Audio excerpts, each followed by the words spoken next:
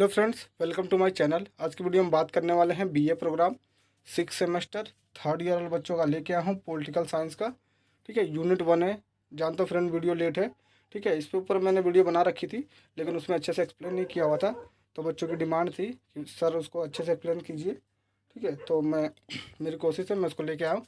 ठीक है, तो वैश्वीकरण के आयामों के बारे में हम अगली वीडियो में पढ़ेंगे। इसमें समझते पहले उसके कारण, उसके प्रभाव। ठीक है, कि वैश्वीकरण के कारण क्या है, उसके प्रभाव क्या पड़े हैं, इसके बारे में बात करेंगे और उसके वैश्वीकरण का अर्थ क्या होता है। ठीक है, तो वैश्वीकरण का अर्थ होता है फ्रेंड, एक देश की अर्थव्यवस्था को दूसरे देश की अर्थव्यवस्था से जोड़ना क्या कहलाता है, वैश्वीकरण कहलाता है। और वैश्वीकरण को ही हम भूमंडलीकरण भी कहते हैं। वैश्वीकरण दो शब्दों से मिलकर बना है, विश्व प्लस एकीकरण, यानी विश्व को जोड़ना, विश्व के देशों को जोड़ने का कार्य कौन करता है, वैश्वीकरण कहता है। वैश्वीकरण के बहुत सारे आयाम हैं। ठीक है, अगली वीडियो में बात करेंगे। ठीक है, उसके राजनीतिक, आर्थिक, ठीक है, सांस्कृतिक आयामों के बारे में बात करेंगे। ठीक है, इन आयामों से क्या होता है फ्रेंड, हम एक जगह से दूसरी जगह पे, ठीक है, जाने का कार्य, पूंजी का कार्य, ठीक है, आयात का कार्य, निर्यात का कार्य, संबंध का, ठीक है, इसके बाद वस्तु विनिमय का आदान प्रदान। ठीक है, ये सारी चीज़ें इन आयामों के जरिए होती हैं। ठीक है, आगे देखते हैं। वैश्वीकरण को प्रवाह भी कहा जाता है। ठीक है, प्रवाह का अर्थ होता है फ्रेंड, ठीक है, एक जगह से दूसरी जगह, ठीक है, आवागमन की स्थिति को क्या बोलते हैं, प्रवाह बोला जाता है। तो वैश्वीकरण को प्रवाह भी कहा जाता है। इसका अर्थ होता है एक देश से दूसरे देश के बीच आवागमन को क्या बोला जाता है, प्रवाह कहा जाता है। एक देश के बीच वस्तु विनिमय, विचारों का आदान प्रदान क्या कहलाता है फ्रेंड, वैश्वीकरण कहलाता है। ठीक है, वस्तु विनिमय का आदान प्रदान क्या कहलाता है, वैश्वीकरण कहलाता है। आगे देखते हैं, ये क्या करता है, एक देश की अर्थव्यवस्था को दूसरे देश की अर्थव्यवस्था से जोड़ता है। ठीक है, आगे देखते हैं, इसके सामाजिक संबंध भी देखते हैं। तो ये क्या मतलब, सामाजिक संबंध भी जोड़ने में कार्य करता है वैश्वीकरण। ठीक है, आप वैश्वीकरण के संबंध को देख सकते हैं फ्रेंड, कि ये जो यूक्रेन युद्ध चल रहा था, ठीक है, तो जो रूस और यूक्रेन वाला युद्ध चल रहा था फ्रेंड, तो जब हमें वहाँ के जो हमारे जो स्टूडेंट फंसे हुए थे फ्रेंड, तो हमारे अंतर्राष्ट्रीय संबंध अच्छे थे। यहाँ से फ़ोन किया गया फ्रेंड, ठीक है, यहाँ से सूचना दी गई, वहाँ पे क्या हुआ, 2 घंटे के लिए युद्ध को रोक दिया गया।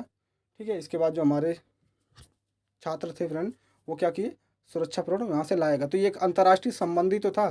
ठीक है, तो ये अंतर्राष्ट्रीय संबंध को जोड़ने का कार्य भी करता है फ्रेंड। ठीक है, एक देश से दूसरे देश के आर्थिक संबंधों को, सामाजिक संबंधों को जोड़ने में वैश्वीकरण बहुत महत्वपूर्ण है। ठीक है, वैश्वीकरण की महत्वपूर्ण विशेषता यह है कि ये राष्ट्र राज्य की सीमाओं से निकलकर सामाजिक संबंध निकट आ जाते हैं। ठीक है, विश्व भर में राजनीतिक, सामाजिक, आर्थिक संबंध देखे जाते हैं।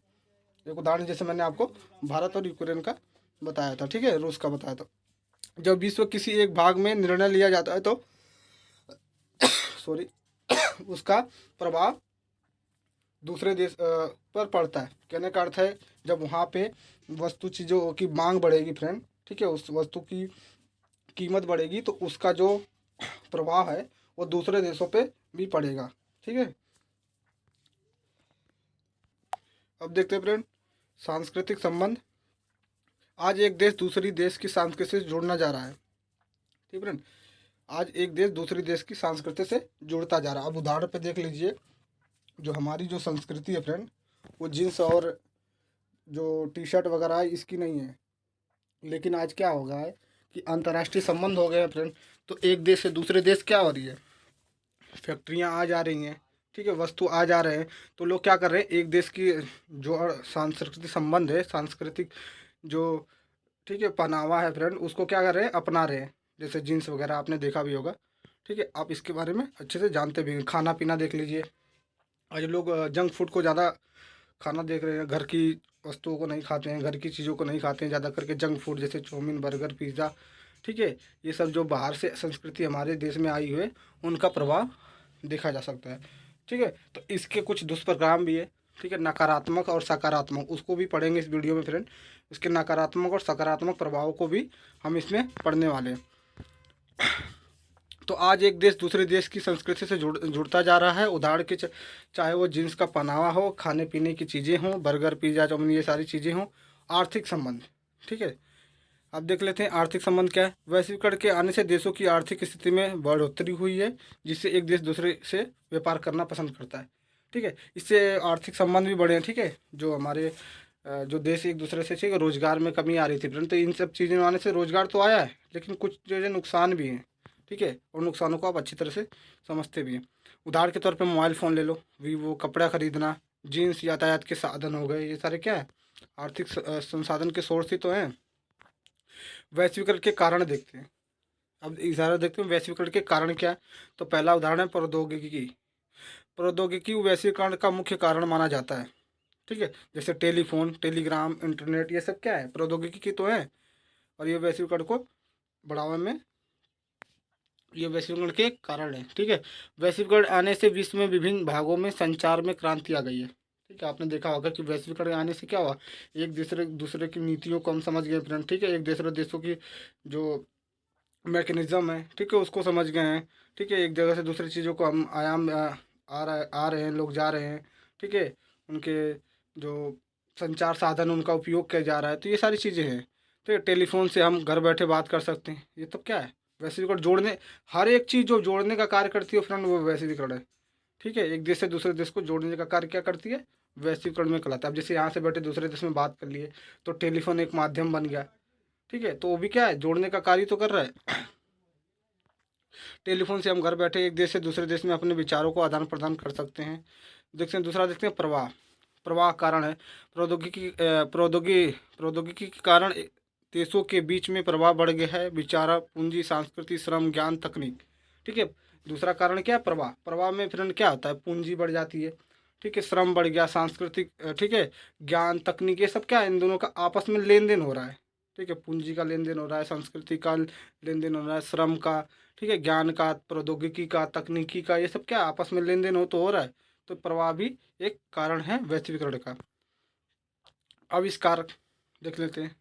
आविष्कार भी, इंटरनेट, टेलीफोन, संचार साधन के भी, वे भी एक कारण है। क्या है, वैश्वीकरण को बढ़ाने में ये सब भी महत्वपूर्ण कारण देते हैं। इंटरनेट ने वैश्वीकरण को बढ़ाने में मदद की है। टेलीफोन के आविष्कार के कारण वैश्वीकरण में संचार की क्रांति आ गई है। चौथा देखते हैं अंतर्राष्ट्रीय सहयोग के कारण। ठीक है, आपने देखा होगा कि अगर किसी देश में अंतर्राष्ट्रीय, ठीक है, अंतर्राष्ट्रीय सहयोग, अंतर्राष्ट्रीय मान लो अकाल वगैरह पड़ गया फ्रेंड, ठीक है, या फिर भूकंप वगैरह आ गया, तो एक देश दूसरे देश की क्या करता है, मदद करता है। ठीक है, तो ये इनसे भी क्या है, वैश्वीकरण को जोड़ा जा रहा है। तो पर्यावरण की समस्या जैसे सुनामी, जलवायु परिवर्तन आदि के कारण भी वैश्वीकरण को बढ़ावा मिला है। ठीक है, एक देश दूसरे की देश की मदद कर रहे हैं। देशों की अर्थव्यवस्था के कारण, ठीक है, वैश्वीकरण के कारण देशों की आर्थिक स्थिति मजबूत हो गई है। ठीक है, जो देश एक दूसरे से जब व्यवहार करते हैं फ्रेंड, ठीक है, वस्तु विनिमय आयाम हो जा रहा है, तो क्या होगा, उस देश की आर्थिक स्थिति भी मजबूत होती जाएगी। देशों के बीच व्यापार बढ़ा गया है। आपने देखा होगा कि अब भारी मात्रा में एक देश दूसरे देश से क्या कर रहा है, व्यापार कर रहा है फ्रेंड। ठीक है, श्रम व्यवस्था बढ़ गई है।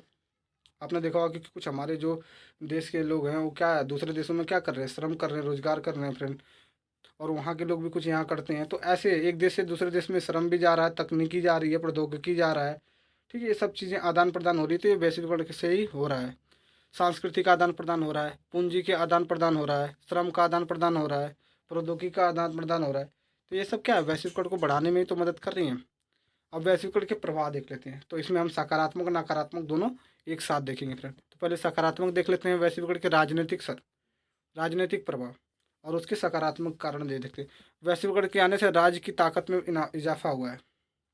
ठीक है, राज्य का अर्थ यहाँ देश से है। ठीक फ्रेंड, देश के पास प्रौद्योगिकी होने के कारण राज्य अपने नागरिकों के बारे में सूचना इकट्ठा कर सकता है। ठीक है, प्रौद्योगिकी, वैश्वीकरण आया तो प्रौद्योगिकी में बढ़ोतरी होगी। अब प्रौद्योगिकी में बढ़ोतरी होगी तो उसका सीधा असर नागरिकों पर पड़ेगा। ठीक है फ्रेंड, तो नागरिकों से क्या हुआ, प्रौद्योगिकी बढ़ गई, तो उससे क्या, जो सरकार है प्रौद्योगिकी का इस्तेमाल करके देशों पे जो हमारे जो नागरिक हैं, नागरिकों को क्या कर रही है, सुरक्षा दे रही है। ठीक है, उस पर नज़र रख सकती है, सूचनाएं इकट्ठा कर सकती है। सूचनाओं के कारण राज्य देश बेहतर हो जा रहा है। आपने देखा होगा कि बहुत सारी चोरियां वगैरह होती है, तो उसमें सीसीटीवी जो है प्रौद्योगिकी है फ्रेंड, ठीक है, वो सब क्या मदद करती है ना सरकार को जोड़ने में। तो बहुत सारी चीज़ें ऐसी हैं जो जो तकनीकी चीज़ें हैं फ्रेंड, ठीक है, तकनीक वाली चीज़ें हैं, इलेक्ट्रॉनिक चीज़ें हैं, ये क्या सरकार को, ठीक है, मदद करती हैं। ठीक है, राजनीतिक हस्तक्षेप में इसके कारण उनकी काम करने की क्षमता बढ़ी है। आगे देखते हैं नकारात्मक प्रभाव। अब वैश्वीकरण के नकारात्मक प्रभाव भी देखते हैं। वैश्वीकरण के कारण राज्य की क्षमता में कमी आई है। ठीक है, वैश्वीकरण के कारण राज्य अपने दम पर फैसले लेने में असमर्थ है। ठीक है फ्रेंड, आगे देखते हैं राज्य कुछ कार्यों तक ही सीमित है, जैसे कानून व्यवस्था बनाए रखना और नागरिकों की सुरक्षा करना। ठीक है, आगे देखते हैं कल्याणकारी राज्य में हस्तक्षेप कम होना। ठीक है, अब देखते हैं वैश्वीकरण के आर्थिक प्रभाव। ये राजनीतिक प्रभाव पढ़ लिए, इसके नकारात्मक और सकारात्मक पढ़ लिए। अब देखते हैं वैश्वीकरण के सकारात्मक प्रभाव। वस्तु व्यापार में वृद्धि हुई है। ठीक है, वैश्वीकरण के आने से क्या है, आर्थिक चीज़ें बढ़ी हैं। तो आर्थिक चीज़ें बढ़ेंगी तो वस्तु व्यापार बढ़ेगा फ्रेंड, पूंजी बढ़ेगी, श्रम बढ़ेगा। ठीक है, एक देश दूसरे से निवेश कर लाभ कमा रहे हैं। ठीक है, यहाँ से वस्तु जा रही है, फिर वहाँ से वस्तु आ रही है, तो एक देश दूसरे देश से क्या कर रहा है, लाभ तो कमा रहा है। तो लाभ कमाएगा तो उस देश की क्या है, आर्थिक इकोनॉमी बढ़ेगी फ्रेंड। ठीक है, तो ऐसे ही है। आगे देखते हैं रोजगार में वृद्धि हुई है। ठीक है, आज हमारा देश क्या है, बहुत सारे रोजगार का साधन बन चुका है, और भी देश हैं। ठीक है, तो एक देश दूसरे देशों में जाके क्या कर रहे हैं, रोजगार कर रहे हैं फ्रेंड। तो लोग एक दूसरे के देश में कार्य कर सकते हैं, जिससे देशों की आर्थिक बेरोजगारी भी कमी आई हुई है। ठीक है, व्यापार में बढ़ावा, देशों के बीच व्यापार बढ़ा है। हर देश लाभ कमा रहा है एक देश से दूसरे देश में। ठीक है, जब प्रौद्योगिकी बढ़ेगा फ्रेंड, ठीक है, लोग दूसरे देशों में श्रम करेंगे, ठीक है, रोजगार करेंगे, तो ठीक है, तो अल्टीमेटली उनकी क्या बेरोजगारी खत्म होगी फ्रेंड। बेरोजगारी खत्म होगी तो ठीक है, आपको पता है सरकार मजबूत होगी। देशों की आर्थिक व्यवस्था में भी लाभ आया है, देशों की अर्थव्यवस्था में भी इसका लाभ होता है। अब देखते हैं इसके नकारात्मक प्रभाव। इसके कारण सरकार जिम्मेदार से इसके कारण सरकार जो है वो जिम्मेदारियों से हाथ खींच रही है फ्रेंड, और सामाजिक न्याय की तरफ अपना ध्यान नहीं दे पा रही है। ठीक है, आगे देखते हैं दूसरा, सामाजिक सुरक्षा कवच। देशों को अपने नागरिकों के बीच शिक्षा स्वास्थ्य को लेकर ध्यान देना चाहिए, जिससे वैश्वीकरण का दुष्प्रभाव इस प्रकार पड़ ही रहा। अब देख लीजिए फ्रेंड, वैश्वीकरण के कारण से आप देख लेना, जो प्रौद्योगिकी बढ़ी है फ्रेंड, इलेक्ट्रॉनिक चीज़ें बढ़ी हैं, उससे क्या हुआ है, सुरक्षा, ठीक है, श्रम रोजगार, इन सब में क्या हुआ है, रोजगार तो बढ़ा है फ्रेंड, लेकिन जो शिक्षा व्यवस्था है वो भी बढ़ा है, लेकिन उसके कुछ आपको पता है इलेक्ट्रॉनिक चीज़ों से क्या दुष्प्रभाव होता है। ठीक है, तो ये सारी चीज़ें हम समझ सकते हैं। विकसित देशों ने वीज़ा नीति अपनाई है। उन्हें डर होता है कि कहीं बाहर से आए लोग उनके काम नौकरी को हथियार ना ले। ठीक है, इसलिए अब क्या होता है, अगर वीज़ा नहीं होगा फ्रेंड तो वहाँ पे लोग जाके वहीं रहने लगेंगे, इसीलिए वीज़ा बनाया जाता है। तो उसमें कुछ लिमिट आपको बता समय सीमा होती है कि इस समय में आपको आना है, इस समय में जाना है, ये समय रिन्यूअल कराना है, ये कराना वो कराना है।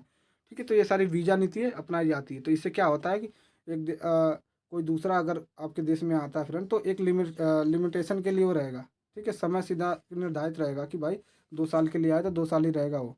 ठीक है, तो ये सारी चीज़ें अपनाई गई हैं। आगे देखते हैं वैश्वीकरण के सांस्कृतिक प्रभाव देखा जाता है। सांस्कृतिक के सकारात्मक प्रभाव देखते हैं तो खाने पीने पहनावे में वृद्धि हुई है। ठीक है, खाने पीने में बदलाव आया, सभी देशों में खाने पीने के ढंग बदल गए हैं। ठीक है, अब अधिकतर लोग फास्ट फूड खाना यानी ठीक है जंक फूड खाना पसंद करते हैं, जैसे बर्गर, पिज़्ज़ा, चाउमीन, मोमोज, ये सारी चीज़ें लोग पसंद कर रहे हैं खाने में। यह बदलाव वैश्वीकरण के कारण हुआ है। पहनावा आपने देख लीजिए, तो अब वैश्वीकरण के जो ठीक है प्रभाव है, ठीक है, सकारात्मक उनको आप देख भी सकते हो। इसके नकारात्मक प्रभाव तो बहुत है फिर, लेकिन सकारात्मक भी प्रभाव इसके हैं। आज सभी देश अपने पहनावों को जो छोड़ पश्चिमी सभ्यता अपना रहे हैं। आपने देखा होगा कि जो हमारे देश की जो सांस्कृतिक प्रभाव है फ्रेंड, ठीक है, संस्कृति वो क्या है, जीन्स वगैरह तो है नहीं, लेकिन अब जो आप देखना होगा कि जो पश्चिमी सभ्यता के लोग जो जीन्स वगैरह वहाँ पढ़ते हैं, टी शर्ट वगैरह, तो ये सब क्या है हमारे देश में भी लागू हो गया, और हर देश में, ऐसा नहीं कि इंडिया में ही है, बहुत देशों में क्या है पश्चिमी सभ्यता अधिक अपनाई जा रही है। ठीक है, शर्ट, टोपी, चश्मा आदि ये सब क्या विलासिता वाली चीज़ें तो हैं फ्रेंड। ठीक है, रहन सहन आपने देख लीजिए, अब घर का भी जो स्ट्रक्चर होता है फ्रेंड, वो भी विदेशों की तरह अपना रहे हैं। स्विमिंग पूल घर में, ये वो, तो बहुत सारी चीज़ें आप देख रहे हैं घर में, जो जितने भी विलासिता वाली चीज़ें होंगी वो फ्रेंड वो बाहर से आ जाएंगे इंजीनियर बनाने के लिए। ठीक है, तो ये सब चीज़ें क्या है प्रभाव तो डाल रही है हमारे सांस्कृतिक जीवन में। ठीक है, रहन सहन पर असर पड़ रहा है, लोगों में आपस में जुड़ाव कम हो गया है। ठीक है, आपने देखा होगा कि इलेक्ट्रॉनिक इतनी चीज़ें बढ़ गई है फ्रेंड। आप देख लीजिए कि सफ़र करते समय आप देख लीजिए, या मेट्रो वगैरह में देख लीजिए, लोग क्या है एक दूसरे से बात करना पसंद नहीं करते हैं। मोबाइल निकाले, ठीक है, उसमें मोबाइल में अपना टाइम पास कर रहे हैं, एक दूसरे से बात नहीं करते हैं, भाईचारा ख़त्म हो गया है। ठीक है, तो ये क्या संस्कृति, हमारी संस्कृति कहती है फ्रेंड, ये हमारी संस्कृति को तो हासिल तो हो रहा है। ठीक है, संस्कृति का हाथ, लोगों को संस्कृति पर अब बिल्कुल ध्यान नहीं दे रहे हैं। ठीक है, आपने देखा होगा कि ऐसे ऐसे कपड़े, आप नहीं बोल सकते फ्रेंड में, लेकिन आप खुद समझ सकते हैं इसके बारे में। ठीक है, इसके नकारात्मक प्रभाव देखते हैं तो संस्कृति की मौलिकता पर बुरा असर पड़ा है। जो सांस्कृतिक की मौलिकता, जो मौलिक अधिकार है, उन पे भी असर पड़ा है। पहनावा पर प्रभाव पड़ा है। आज सभी देश पहनावा से वंचित हो जा रहे हैं। ठीक है, जो आज सभी देशों में जो पहनावा है वो अलग हो गया है। उस देश के, आप देख लीजिए, एक देश दूसरे देश के पहनावे को अपना रहा है फ्रेंड। ठीक है, ये बोल कि आप देख लीजिए इंडिया के अंदर 60% से या 70% आप देख लीजिए फ्रेंड कि जो पहनावा है वो क्या है, पश्चिमी सभ्यता से आया हुआ है। ठीक है, जो बड़े बुजुर्ग हैं वही लोग हमारी जो संस्कृति को अपना रहे हैं, और कुछ लोग अपना रहे हैं, ऐसे सबको नहीं बोला जा रहा है, लेकिन कुछ लोग जो है, हाँ, क्या करते हैं फ्रेंड, तो ऐसा नहीं करना चाहिए। हमारी भाषा संस्कृति जो है उनको ज़रूर महत्व देना चाहिए। ठीक है, आगे देखते हैं। तो पहनावे में आपको देख लीजिए, ठीक है, tie, jeans, T shirt, suit पहनना, टोपी, चश्मा, ये सब क्या है, हमारी संस्कृति तो नहीं है ना फ्रेंड, ये बाहर से ही आई है। तो ये सबको हम सब ने क्या लिया, अपना लिया हुआ है। त्योहारों पे लीजिए, हर चीज़ में आप देख लीजिए, हर चीज़ में संस्कृति का प्रभाव पड़ रहा है। त्योहारों में लीजिए, पहनावे में, खाने में, रहन सहन में, उठने में, बोलने में, ये सब क्या है, सारी चीज़ें बाहर की तो आ रही हैं, और बाहर की चीज़ें ज़्यादा लोग अपना रहे हैं। ठीक है, अब त्योहारों में देख लीजिए, लोग अपने देशों की त्योहारों को छोड़ बाहर के त्योहारों को मनाते हैं।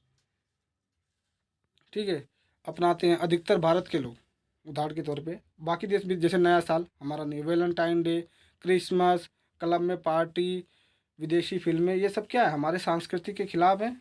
ठीक है, आगे देखते हैं। ठीक है, तो यही फ्रेंड था।